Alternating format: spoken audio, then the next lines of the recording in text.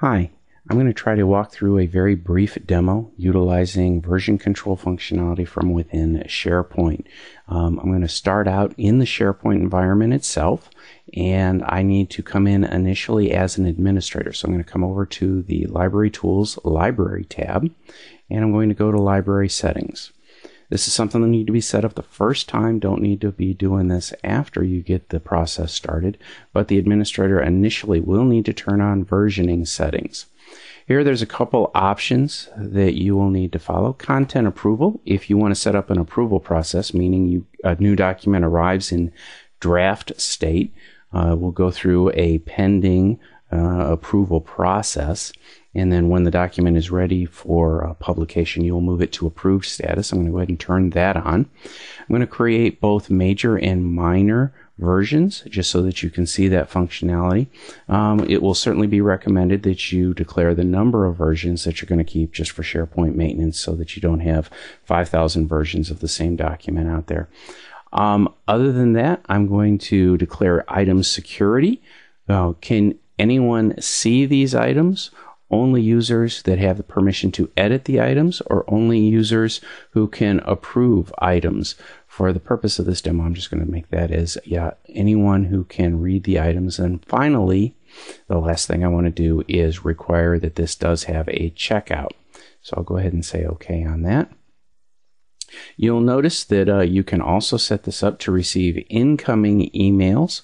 I'm not going to go through what that process looks like, but you see that you can establish an email address for actually emailing the documents. Once the document's up, guidance from me is that once the document resides inside of the SharePoint site, it is best to manage it within the SharePoint site rather than to continue to email and overwrite documents that way.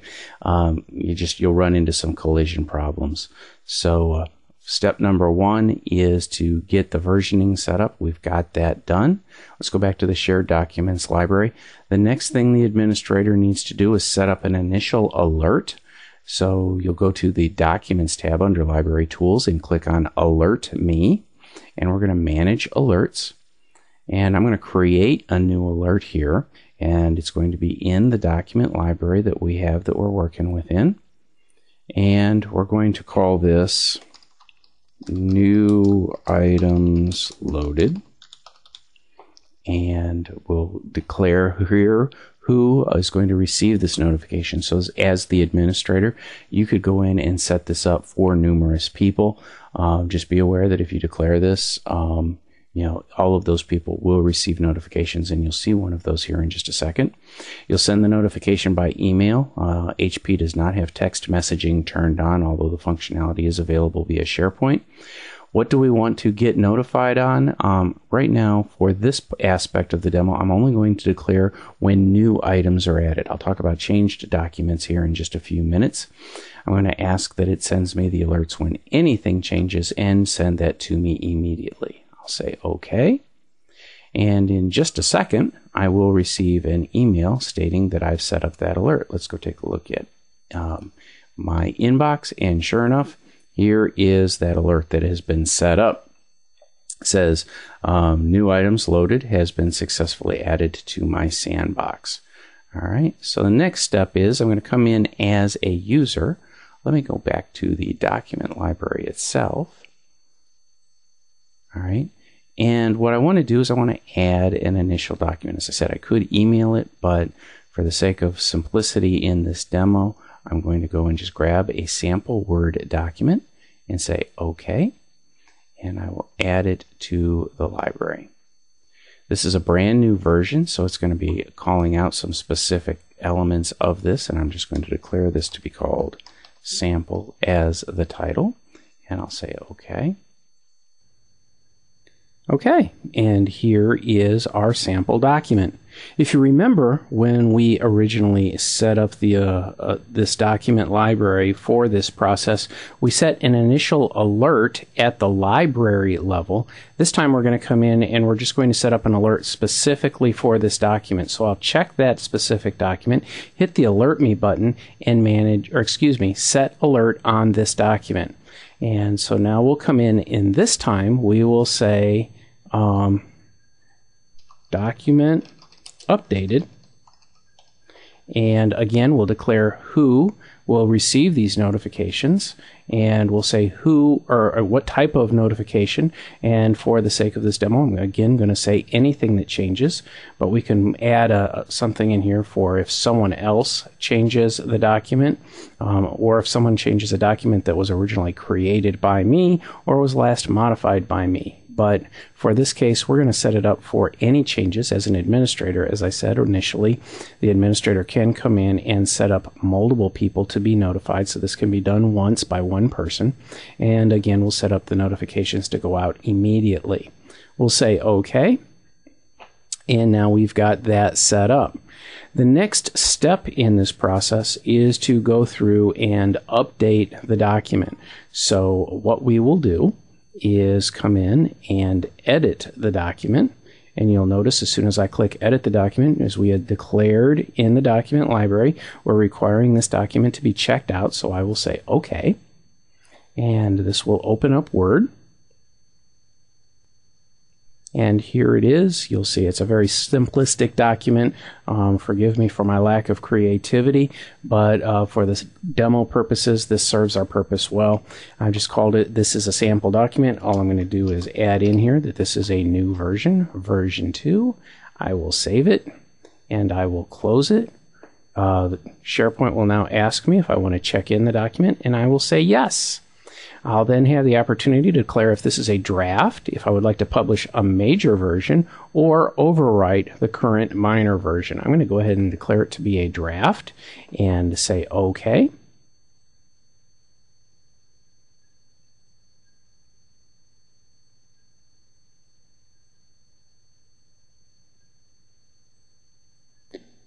Okay. So here is our updated version. Now, for sake of full disclosure, in the process of recording this demo, I've had a couple disruptions. So you'll notice the time change, and I've actually gone to I've had to go through the process of recreating this demo. So there's actually a couple other versions out there, and we'll see that when we look at version history here in just a second. But what I want to do in this demo is move forward and publish a major version. So let's go ahead and publish a major version using the dropdown. And here I can put in comments such as published by Jeff Britnell on X. And maybe I want to have an approved by King. I don't care. Something along those lines. And we'll say OK. And you'll notice that it didn't actually move to approval status because I might not be the only approver in the process. There might be multiple people that need to approve this. So if it does have somebody else that needs approval, they can come in and see the pending documents. Again, if they have the document notifications on, they'll see that the status has changed. I'll come and show those to you here in Outlook in just a second. But now let's say that I am the final approver. I can, once it achieves pending status, I can approve or reject this version for publication. And I will say approved, and I can put a note in here, final approval by team, whatever. And I'll change the status to approved and say OK. Now the document is in approved status. Let's say that I do want to go back and look at one of those previous versions that I had to edit. So I'll hit the drop down. I can look at the version history, and I can see that there were actually several versions of this document. Here was my first failed attempt a little bit ago when I originally was putting together this demo, where I set it to approved status. However, I reverted it back to a previous version so that I could come in and recreate the demo. So you'll see the whole litany of process. You'll see the complete history. If I choose, I can come down to any of these versions and restore a previous version. Here's a caveat.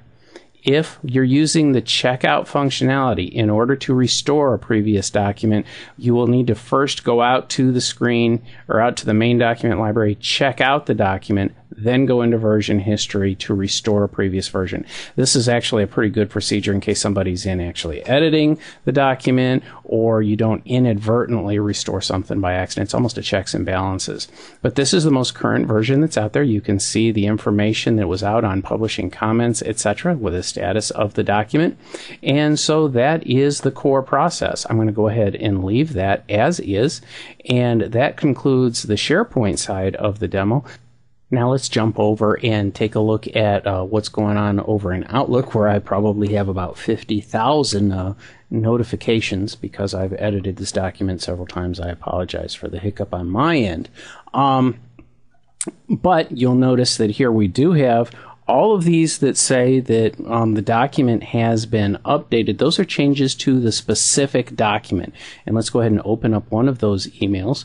And what you can see here is this is the current document. You can see its status. This is the most recent edited version. So you'll see that it does have the final approved document.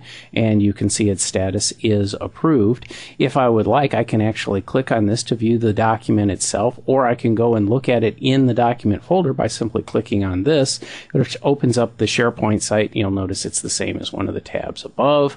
And here is the document, and you can see the approved status. Within the document library, you can always come in and manage your alerts. So if you want to turn off either of those alerts, you can come in here and check them and hit delete status alerts, and those will turn those off specifically for you, not necessarily for everyone. I hope that that demo helps you in understanding the workflow process for version control in SharePoint and its integration with Outlook. So let me quickly summarize what I think some of the key takeaways are. First off, I walked through the demo. You could see the process and get a high-level view of what the version control process looks like for doing collaborative document management within SharePoint. I have discovered, and I've actually changed my position on this, that using the email function to send documents to SharePoint does not work well in a collaborative environment. If you're turning on version control and you're doing multiple person editing, allowing multiple people to email documents to a document library that is under version control causes some collisions. And I actually ran into some system problems in the course of doing that. So my recommendation is, if you're doing collaborative development, you can use the email notification functionality. That does tend to work very, very well. However, you don't want to email the same version or the same name of the document to the document library when you're doing collaborative development. Doesn't work well. Causes all sorts of problems.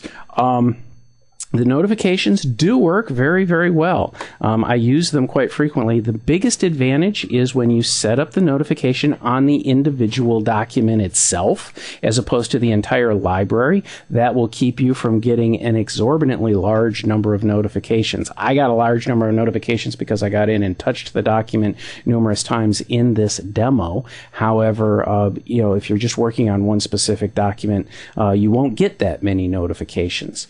Finally, it's helpful if you set up rules in Outlook for notifications. And let me just take one last minute and show you what I'm talking about there. If you come into the document library, you can actually create a rule, and the rule will be for this alert, and I can actually move this notification to a folder, and you can navigate to whatever folder you choose. I just chose the demo folder for the purposes of this demo. I'm highly creative. And what you can say is okay, and then it'll ask you, do you want to run this rule for all messages currently in the library? I will say yes. and you'll notice it cleaned out my library for all of the notifications.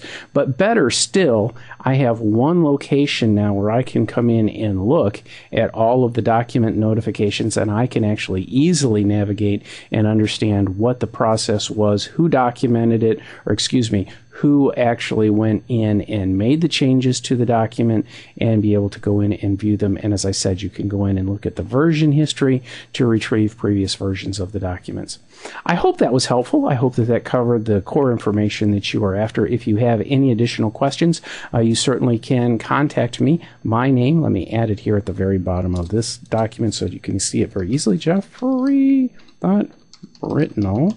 It's Jeffery, and then my last name is Britnell. As if Britnell wasn't hard enough, my parents made me a Jeffery, but Jeffrey Britnell at hp.com. Just throw me an email, and I'm happy to answer any questions you've got. Thank you, folks. Appreciate your time.